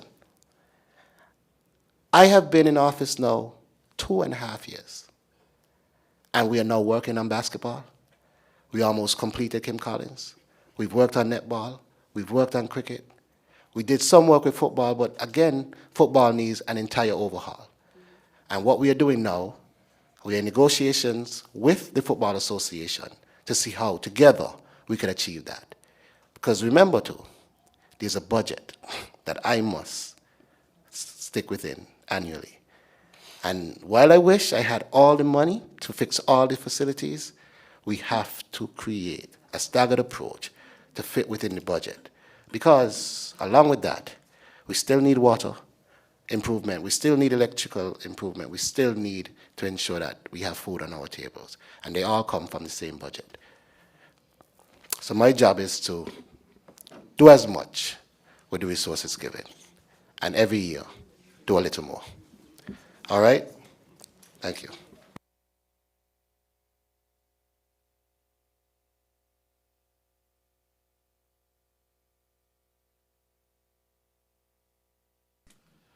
sorry, I asked this question. Going back to Basketball City quickly, I know you had announced plans to do some work there, but what the stakeholders are saying is that since then, nothing much has happened, or nothing has happened. So what exactly are the plans for basketball? I'll pass that over to the Permanent Secretary. Okay. That statement may be a bit inaccurate, that stakeholders. I am in constant, almost daily conversations with the president of SCABA. Daily. He's updated constantly on where we are at. Where we are at now, realize the court is taken up and the bleachers are taken up. I had a conversation just yesterday with Public Works to find out where we're at. As you know, those of you who are doing the construction, there's a process, you have to do assessment, you create a BOQ, you go to tendering, all of that. The first stage was assessing what exactly needs to be done. We are going to resurface the court, extend the court, change the bleachers, because if we realize they're wooden and they're rotted, so we're going to change the bleachers, do some work on the bathroom, do some work on the dressing rooms, and do some work on the roofing. Public Works informed us yesterday, the bill of quantities is completed. So the next step now is to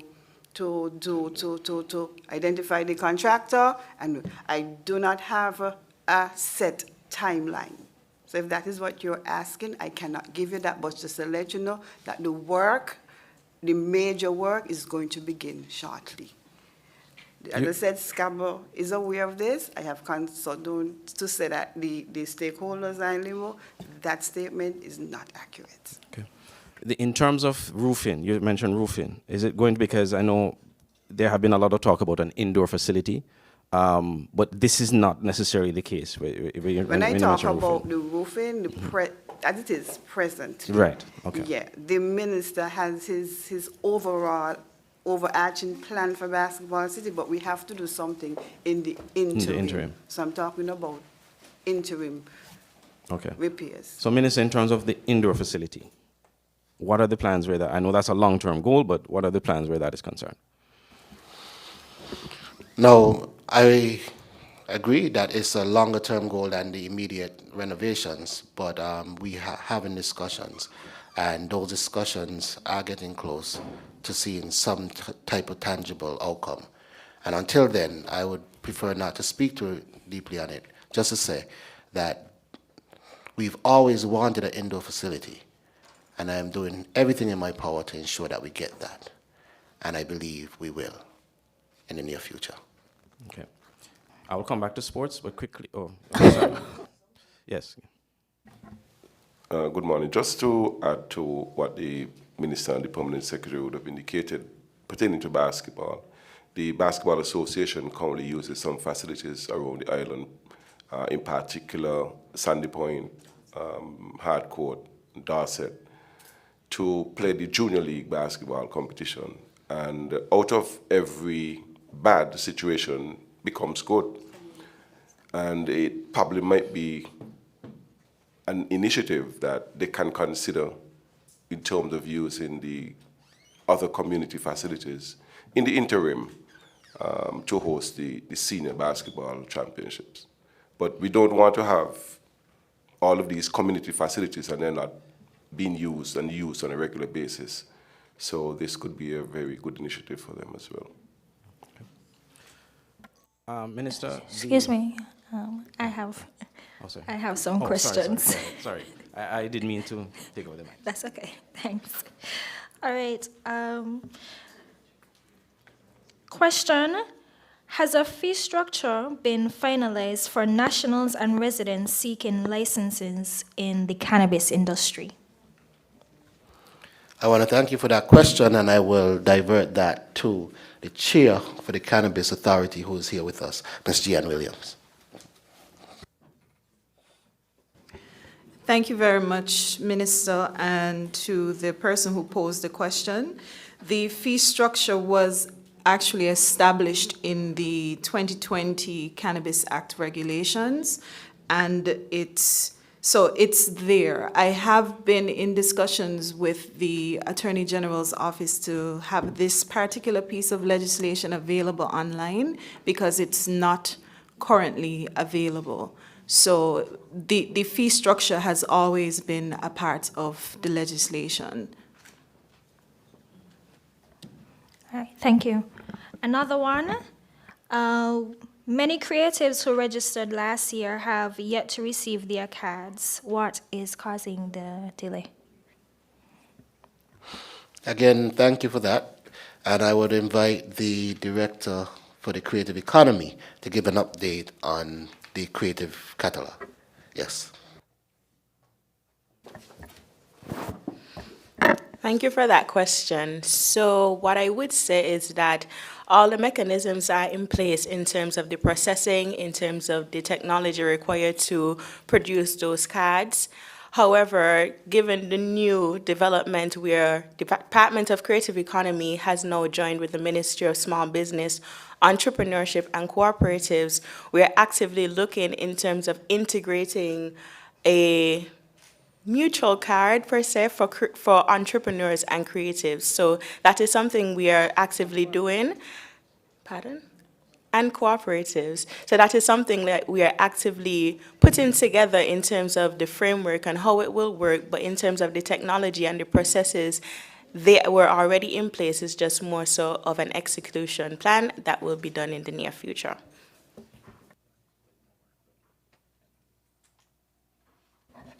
Thank you. And my last question.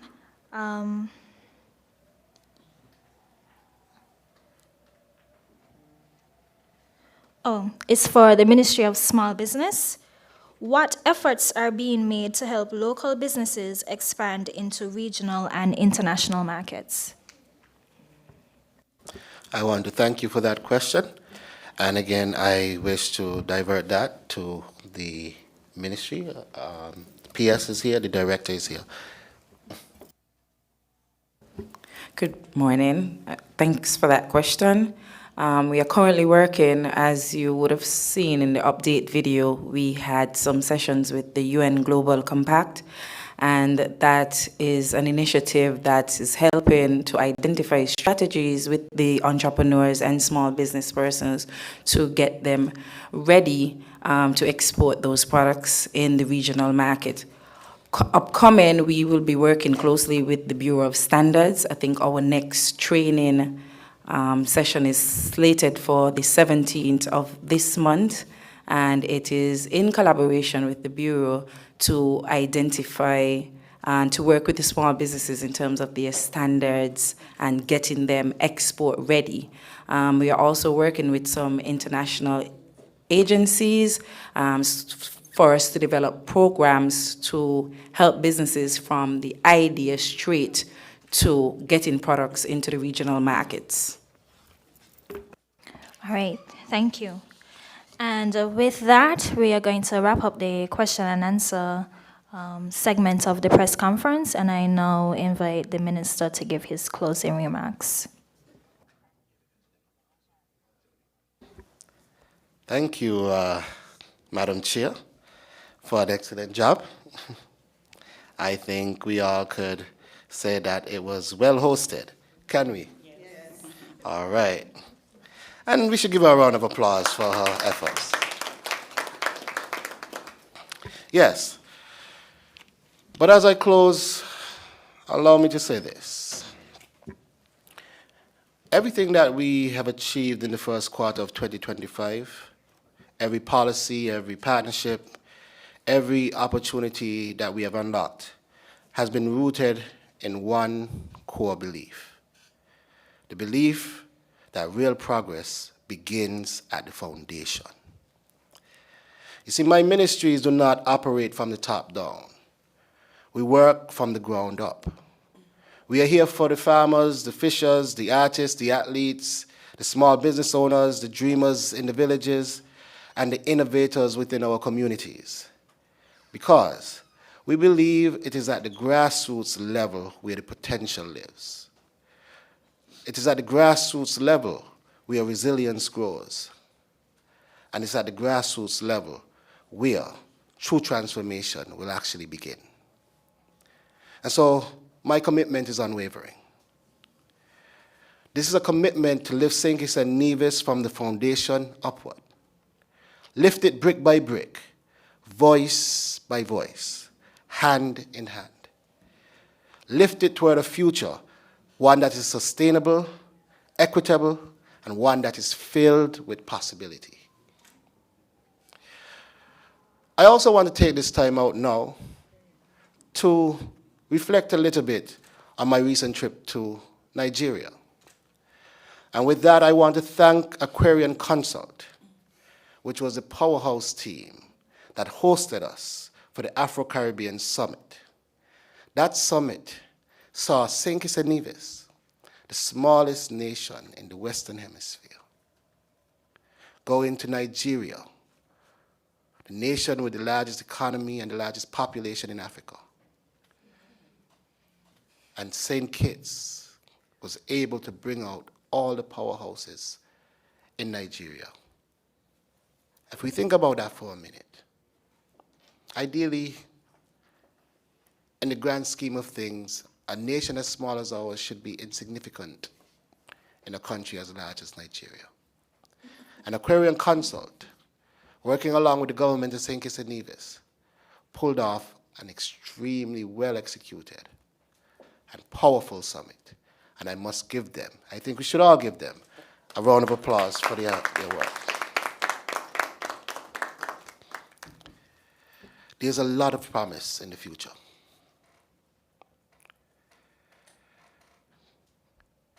A lot of promise. And I think Aquarian Consult, along with what we've done and what has happened, must be stated, because His Majesty started alluding to it. This is awakening the energies of our ancestors. It is ensuring that the power of Africa can no longer sleep. And as we were saying there, it's about building that transatlantic bridge between Caribbean and Africa and people of African heritage. This is about recognizing that there is one Africa, and we are all a part of that one Africa. And I believe what we are laying today, these bricks, these seeds that we are planting, while I may not be able to sit under the shade of the tree that comes from it, I believe it will be a garden that my and your children and grandchildren will be happy that we have laid these seeds. And so thank you again to all in Nigeria. Thank you again to Aquarian Consult and everybody that worked to make this possible. But as I close, again I wish to say, progress will take time. It will take us working together, all of us. And it is only with your continued support that we collectively will not only imagine a better future, but that we will build it and build it together. And so I wish to thank all of you here, thank the press, thank my powerhouse team who have been driving progress in all the ministries that fall under my remit. And may God continue to bless the people of St. Kitts and Nevis. Thank you.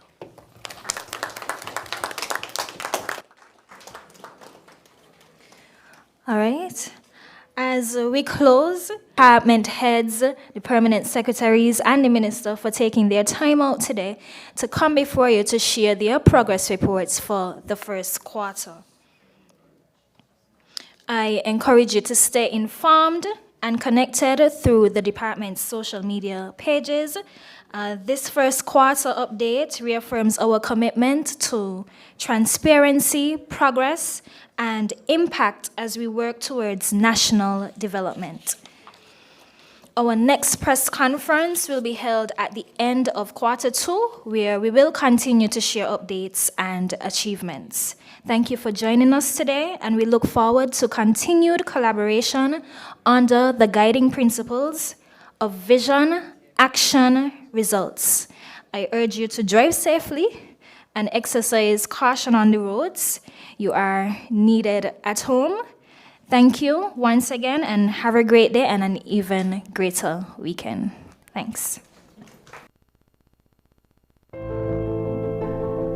Yes, so here we are in the country area in St. Kitts, and we are showcasing a T-25 drone that is here. This is showing us that we have cutting-edge technology here in St. Kitts and Nevis. And this drone is here to do spraying of farms. As you can see here, we have a number of peppers here, and in the background, we're looking at some banana trees. But the drone can be used to actually spray. What is one of the big advantages of having a drone like this? It means that the farmer doesn't have to have someone on the field doing any spraying in a manual way. We can simply use a drone to go out there and spray. That will cut costs and increase a lot of production in farming here in St. Kitts and Nevis. So this is a cutting-edge piece of technology here. We're here boasting to showcase that, yes, we are doing it. How you doing? I'm Clorth Wilson. I'm the Director of Technology for the Southern University Agricultural Research and Extension Center in Baton Rouge, Louisiana. We're here in St. Kitts. This is my first time here, and it's amazing. We just saw a drone demonstration. What's crazy is that my first time seeing this drone was on YouTube. I had just spoken with some of my colleagues about it on last night, actually, just talking about the potential of the drone being able to use soil mapping and using sensors to be able to get all kinds of data from the ground, and using AI and analytics, how that could benefit the local economy and community. And also how in the education space, we offer a drone certification program to our students back at Southern University. And if they were able to get certified, then they could actually get these drones and be able to offer this type of service to local farmers. I look forward to the partnership with St. Kitts and Nevis. The MOU is amazing, and I look forward to everything that we have coming forward. Thank you so much. Dr. Marlon Ford, here from Southern University. I am the Interim Vice Chancellor for Extension and Outreach, and this is a great opportunity for all of us. We came here for a training. I did a training yesterday with the Extension Department of the Ag Department here, and great workers, great things, and we see a lot of things we can do to collaborate and make this move forward. Introducing this type of precision ag technology is going to be a great advancement for St. Kitts as well as Nevis, as well as Southern University, and collaborating together to learn these different techniques and innovations. So we look forward to doing more and can't wait to get this started. Hello, I'm Dr. Jana Snowden from the Southern University Agricultural Research and Extension Center. I serve as Executive Director of the Southern Institute for Medicinal Plants. I'm here in St. Kitts for my third time in some research efforts that we started back in 2023 as a result of an MOU that was signed between Southern University System and the St. Kitts government. And I will say that I'm so pleased to see the strides that have been made since the initiation and the signing of that MOU. I'm more on the cannabis science side, so I've been working with individuals such as Minister Duggins and Ms. Williams in creating a cannabis certification course for the island of St. Kitts. I'm looking for what's to come. I've seen great things thus far, and I know that with that we will do great work together. I'm very pleased with this partnership. Hi, I'm Pat Bagley, Vice Chancellor of Research at Southern University in Baton Rouge. This is my second visit here to the island of St. Kitts and Nevis. Very exciting kind of stuff. A lot of progress has been made just in the last 6 months we've been here. A lot of discussion about how we can move forward in the future. Particularly my area of expertise tends to be in animal nutrition, producing fed livestock. We met with the poultry folks. We had helped them last year when we were here to find sources of vaccinated eggs, which is critical to it. Also looking at the swine operation. You think about a swine, a sow can raise up to 20 pigs, 25 pigs a year. They'll get a market weight of 270 pounds at only 6 months of age, so it's a great way to produce pork as a product. We're also looking at the beef cattle industry and looking at using some of the spent brewer's grains that are inherent here, and there's reasons to dispose of those things. They're great livestock feed. So again, it's just about different sets of eyes looking at different things and trying to help the island explore that. And of course, we're having a number of students from here that'll be at our university next fall. I think there's 19 that are scheduled to be there right now. We look forward to the continued cooperation between the university in St. Kitts and Nevis and all the great work that's going on down here. Thank you.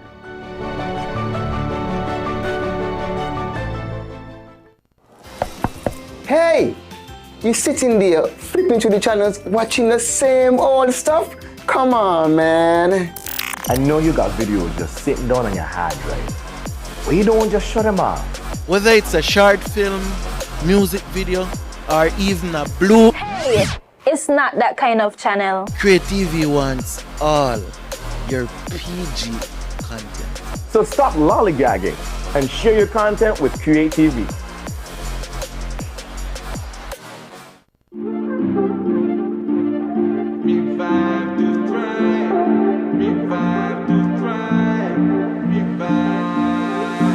It's a brand new start, a brighter part, a fresh new look that make you stand out fast. We're the ones who will take you higher. Small business dreams will fuel your fire. MSME for you, for me, transforming potential into prosperity.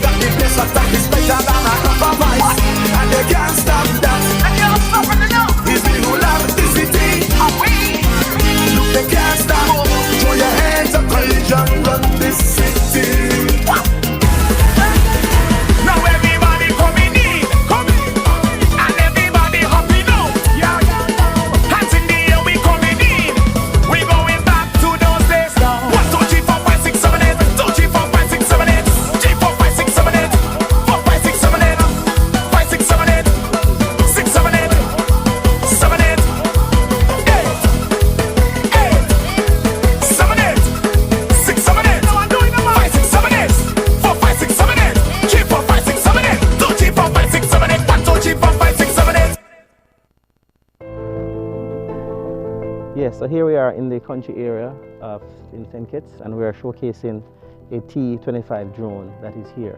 This is showing us that we have cutting-edge technology here in St. Kitts and Nevis. And this drone is here to do spraying.